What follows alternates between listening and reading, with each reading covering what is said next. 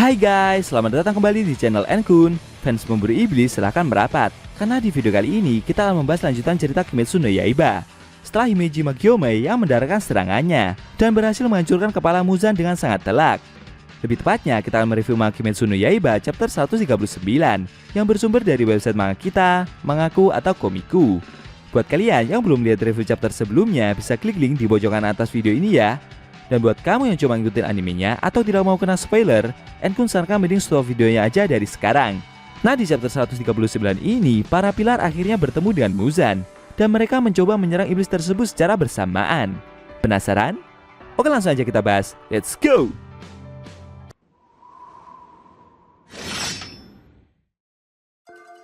Di awal scene kita diperlihatkan cerita dari Ubuyashiki Kagaya yang meninggal di usia ke-23 tahun.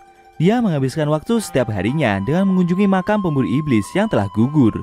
Hal itu dia lakukan terus-menerus hingga penyakitnya membuat Ubuyashiki tidak bisa berdiri lagi. Saat pertama kali Gyomei bertemu dengan beliau, Oyakata sama masih berusia 14 tahun, sedangkan usia dari Gyomei sudah 18 tahun. Dilihat dari sikap yang beliau tunjukkan, Gyomei tidak percaya jika orang itu lebih muda darinya. Oyakata sama tahu jika Gyomei telah bertarung demi melindungi anak-anak itu. Dan dia juga percaya jika Gyomei bukanlah seorang pembunuh. Dulu beliau adalah tipe orang yang berbicara dengan cara yang selalu diinginkan banyak orang. Sejak pertama kali bertemu hingga beliau mati, kesungguhannya tidak pernah berubah. Beberapa waktu sebelum Muzan menyerang, Gyomei menemui Oyakata sama. Saat itu beliau berpesan kepada pilar batu tersebut jika dalam 5 hari ke depan Muzan akan datang menemuinya. Oyakata sama meminta pilar itu untuk berperan sebagai umpan agar nanti Gyomei bisa memenggal kepala iblis tersebut.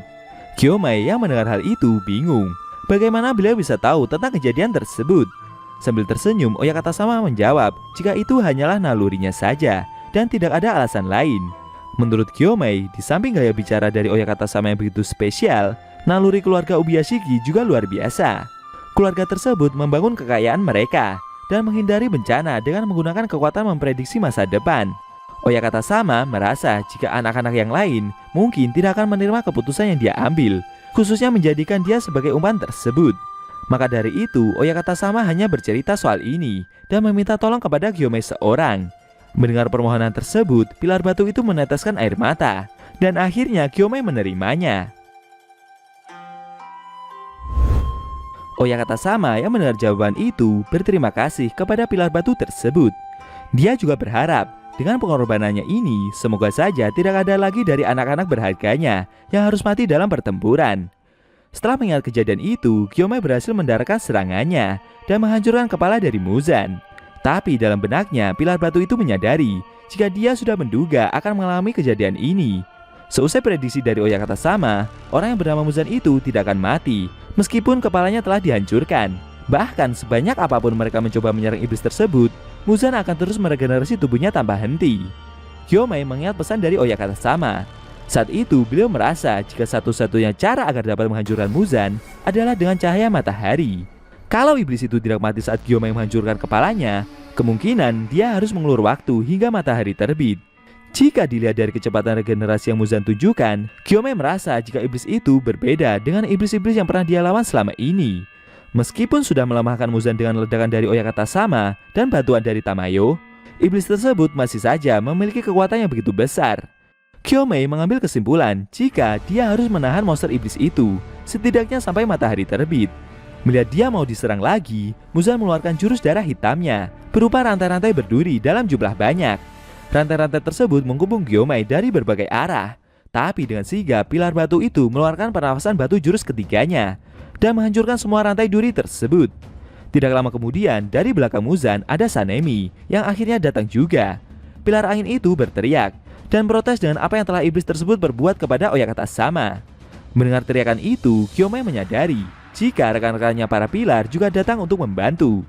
Menurutnya, para pilar yang Oyakata sama percaya itu begitu menakjubkan karena mereka semua datang ke lokasi ini secara bersamaan. Kebetulan Mitsuri dan Obanai juga datang dan bersiap melancarkan serangan mereka. Gyomei memberitahu mereka bertiga jika iblis yang dia serang itu ada Kibusuji Muzan, dan iblis itu tidak akan mati meskipun kepalanya sudah dipenggal sekalipun. Mendengar ungkapan tersebut membuat Sanemi, Mitsuri, dan Obanai terkejut. Tidak jauh dari mereka, Giyu dan Shinobu yang baru saja datang juga ikutan kaget. Tanjiro yang melihat Muzan untuk kedua kalinya meneriaki iblis tersebut. Sedangkan Muichiro dengan sigap segera mengeluarkan pernafasan jurus keempatnya dan bersiap menyerang iblis tersebut. Setelah mendengar instruksi itu, para pilar yang lain juga dengan sigap bersiap mengeluarkan pernafasan mereka. Shinobu mengeluarkan pernafasan serangga tarian kupu-kupunya. Obanai mengeluarkan pernafasan ular jurus kelimanya. Mitsuri mengeluarkan pernafasan cinta jurus ketiga. Giyu mengeluarkan pernafasan air jurus keempatnya. Sedangkan Sanemi mengeluarkan pernafasan angin jurus ketujuh. Dan Tanjiro juga mengeluarkan tarian dewa bara apinya. Muzan yang dikepung oleh para pilar itu terpojok. Dia diserang menggunakan berbagai macam pernafasan oleh para pilar. Namun Muzan malah tersenyum. Dan secara tak terduga lantai tempat para pilar itu berpijak berubah menjadi benteng dimensi tanpa batas. Sambil tersenyum penuh kebencian, Muzan berkata jika menurutnya para pemburu iblis itu tidak akan bisa menyudutkannya. Mereka semua akan dia bawa menuju ke neraka sekarang juga, dan dia akan menghabisi mereka satu persatu. Akhirnya para pemburu iblis itu gagal mendaratkan tebasan, dan mereka semua terjatuh ke dalam benteng tersebut, tidak terkecuali Tanjiro. Saat terjatuh, Tanjiro meneriaki Muzan. Menurutnya iblis itulah yang akan menuju ke neraka. Tanjiro juga berjanji tidak akan membiarkan iblis itu lolos begitu saja dan akan membunuhnya nanti. Muzan yang juga terjatuh itu menantang pemburu iblis tersebut dan menyuruh Tanjiro untuk mencoba saja kalau dia bisa. Dengan para pemburu iblis yang pada terjatuh ke dalam benteng dimensi tanpa batas tersebut menandakan jika pertempuran besar melawan iblis telah dimulai. Apakah para pemburu iblis nantinya akan berhasil mengalahkan Kibu Suci Muzan? Lalu bagaimana cara mereka agar bisa keluar dari dalam benteng tersebut? Sayang sekali scene cerita manga Kimetsu no Yaiba chapter 139 telah berakhir.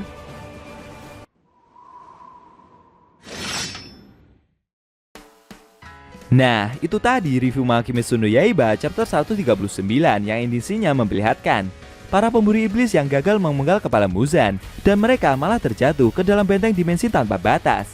Besar kemungkinan di dalam benteng tersebut para iblis akan muncul dan menyerang para pendekar pedang tersebut. Bagaimana menurut kamu? Jangan lupa tinggalkan komentar kalian ya. Kalau mau nonton review sebelum atau selanjutnya bisa klik link di deskripsi. Linknya udah Mimin taruh di sana kok. Buat kalian yang punya Instagram atau TikTok, jangan lupa follow sosmed Mimin juga ya guys. Oke? Tekan like kalau suka sama video ini dan dislike kalau nggak suka. Jika ada kata-kata dari Enku yang kurang pas, Enku mohon maaf dan sampai bertemu di video review manga Kimetsu no Yaiba selanjutnya.